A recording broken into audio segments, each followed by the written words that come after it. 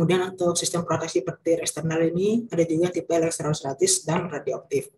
Nah, untuk elektrostatis ini merupakan penangkal petir modern dengan menggunakan sistem early streamer emission atau disingkat ESE. Jadi sistem ESE ini bekerja secara aktif dengan cara melepaskan ion dalam jumlah besar ke lapisan udara sebelum terjadi sambaran petir.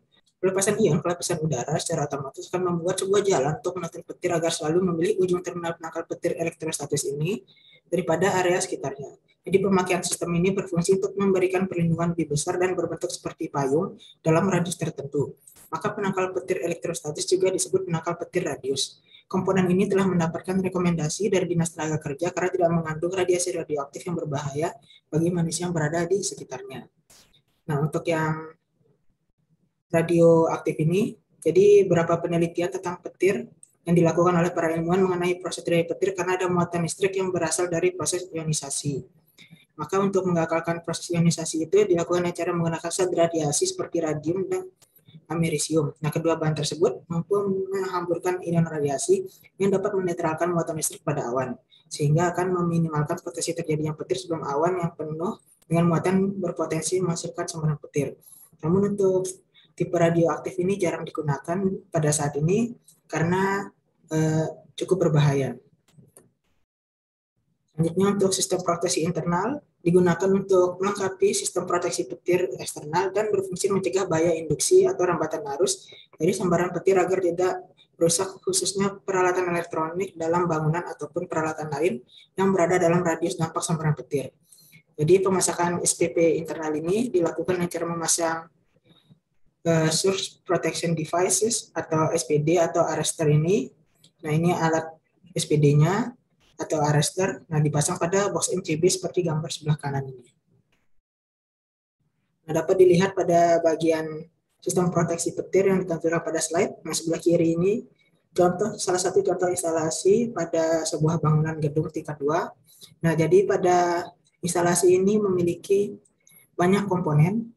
Nah, jadi umumnya atau kurang lebihnya ada 10 komponen dan ini hanya sebagai contoh. Nah, jadi yang pertama ini ada kabel dan juga ada konduktornya yang dipasang di atap, kemudian ada penahan konduktor dan juga ada konduktor yang dipasang di atap. Nah, untuk penangkal petirnya ini yaitu yang nomor 8 ini. Jadi dari penangkal petir kemudian dihubungkan dengan kabel, kemudian dialirkan ke ground. Nah, jadi alatnya ini yang di nomor 6 ini, yaitu per entries connection loops test joint boxes conductor holder.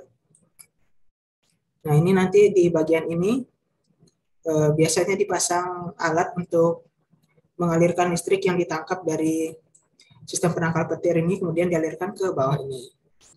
Jadi ada, misalnya dalam bangunan ini ada 2, yaitu pada nomor 8 dan nomor 9. Nah, nomor 8 ini yaitu air termination rods-nya ini, atau lightning rod-nya, dan ada juga isolated lightning protection-nya.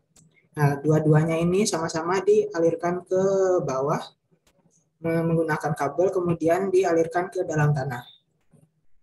Sehingga tidak terjadi lonjakan arus yang dapat mengakibatkan kerusakan pada gedung atau sistem kelistrikan yang ada pada bangunan ini. Jadi fungsi penangkal petir sebenarnya itu bukan untuk mencegah datangnya petir yang menyambar, namun untuk menangkap daya tarik menarik muatan listrik yang berasal dari petir tersebut untuk disalurkan ke dalam tanah.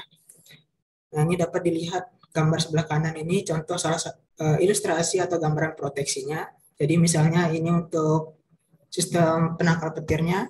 Nah, ini berbentuk seperti tudung atau ruang bangun. Nah, jadi wilayah yang ada di dalam ruang bangun ini merupakan zona yang terproteksi yang tidak akan tersambar petir. Nah, di luar zona ini maka dapat terjadi sambaran petir. Jadi pada saat terjadinya petir dengan muatan listrik negatif di bawah awan cukup banyak, maka muatan listrik positif pada tanah akan segera tertarik ke atas. Jadi muatan listrik naik melalui kabel konduktor ke ujung batang penangkal petir. Ketika muatan listrik negatif tersebut berada cukup dekat atap, maka terjadi daya tarik menarik antara keduanya. Jadi muatan positif di ujung-ujung penangkal petir tersebut tertarik ke arah muatan negatif atau petir ini. Jadi pertemuan kedua muatan ini menghasilkan aliran listrik. Kemudian aliran listrik itu akan mengalir ke dalam tanah melalui kabel konduktor, sehingga sambaran petir tidak langsung mengenai bangunan. Namun sambaran petir masih dapat terjadi melalui kawat jaringan listrik, serta merusak alat-alat elektronik pada bangunan yang terhubung ke jaringan listrik tersebut. Hal ini juga dapat menyebabkan kebakaran atau ledakan.